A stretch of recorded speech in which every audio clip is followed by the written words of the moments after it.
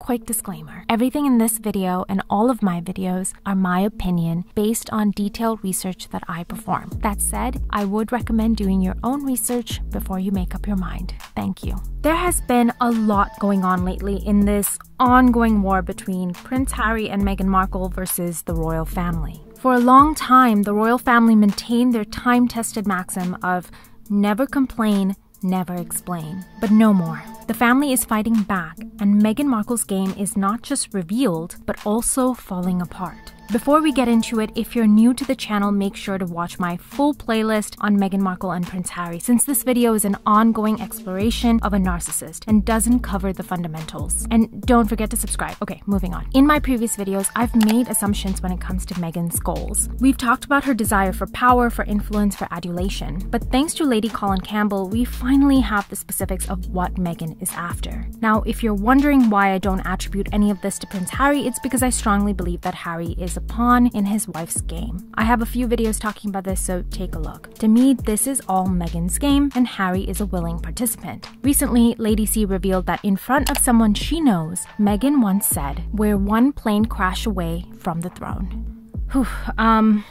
I'll let that sink in for a second.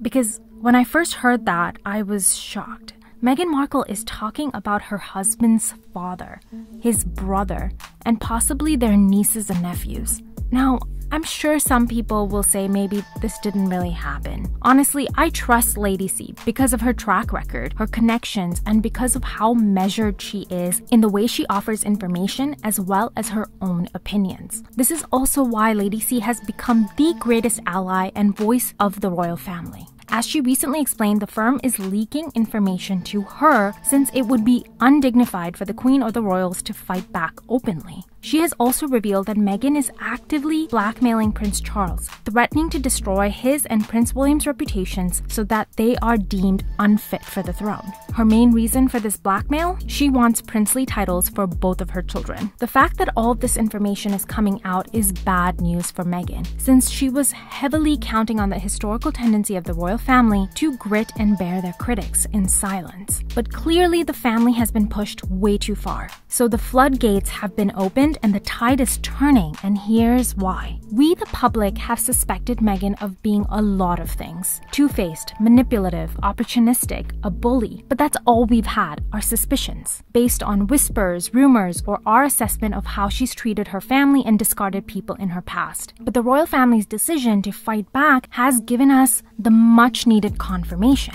Confirmation that a dossier of distress was presented to Prince William about Meghan's treatment of royal staff. Confirmation that Harry and Meghan were ousted from Kensington Palace by Prince William after he received reports of Meghan's bullying of the staff. Confirmation that the Queen was not consulted before her personal nickname, the nickname her late husband and her father and her mother used for her, was used for naming Harry and Meghan's newest child. Confirmation that Meghan is after the throne and titles after all. Now, why is more and more of the public believing the royal family instead of Meghan? I would imagine that this is the biggest surprise to Meghan herself. She must be wondering why her popularity isn't increasing. Why isn't she being hailed as the multicultural boundary-breaking queen she believes she is? She's certainly done her best to present herself as the victim of a powerful family, a victim of the press, of cyberbullying and trolling, of mental health issues, and more. The language from Harry and Meghan has been very victim-bound. Meghan crying while she's breastfeeding Archie. Coming back to my wife crying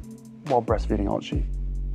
Meghan suicidal while she's pregnant with Archie. Meghan crying in the middle of the night while pregnant with Lily. Because of their headlines and that combined effort of the firm and the media to smear her, I was woken up in the middle of the night to her crying in her pillow because she doesn't want to wake me up because I'm already carrying too much. So why don't we believe her?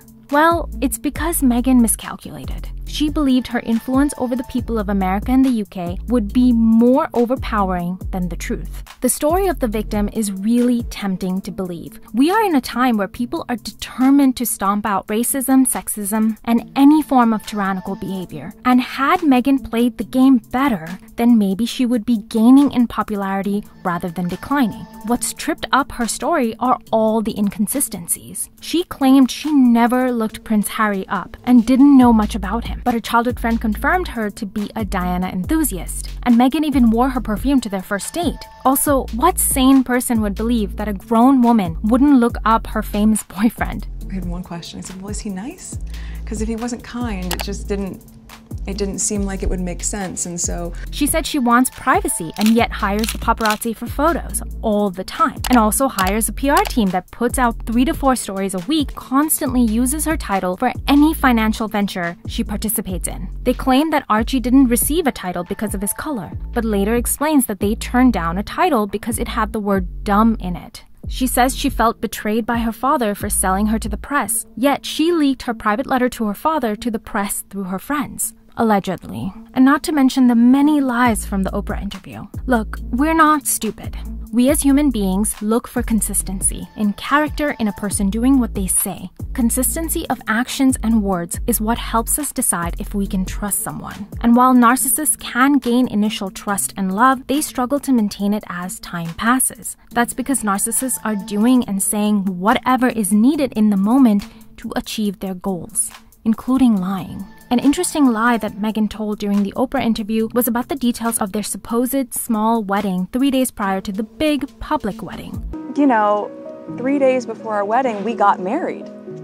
No one knows that, but we called the Archbishop and we just said, look, this spectacle is for the world, but we want our union between us. Well, why lie about this, since it was easily refuted by the Archbishop of Canterbury? Well, it's because in the moment, Meghan was trying to convince Oprah and her viewers that they're a down-to-earth couple. They don't care about all this pomp and circumstance. But the lie is so easy to double-check and refute. But this is the mistake the narcissist makes. They think that they can sell their version of the truth. And of course, in the instances that people question their lies, the narcissist fights back, saying that they're being victimized, bullied, and trolled. They also try to gain trust and influence by character trait acquisition, pretending to be whatever is needed in the situation. But as time passes, their facade slips, especially around people they consider to be beneath them, like their staff. As the narcissist's influence and position grows, they become tired of maintaining their facade, and it starts to slip further. And we start to see the real person behind their very carefully cultivated mask. And that's exactly what's happening now. Despite Meghan's claims that the palace never protected her, I think they protected her quite a bit.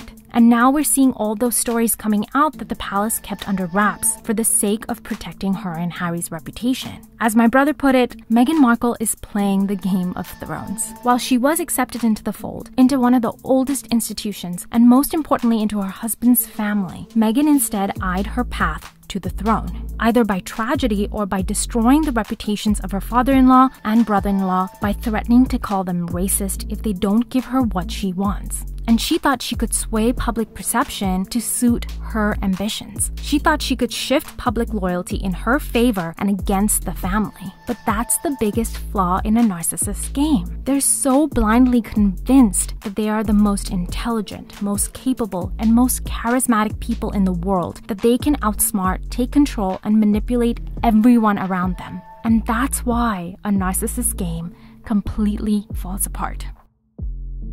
Thanks for watching, everyone. I hope you enjoyed the video. If you did, please like, share, and subscribe. I want to give a big thank you to my patrons. Thank you for supporting me. I'm considering offering some perks on Patreon, so if you have any thoughts and suggestions, please let me know in the comments, and I'll see you next time.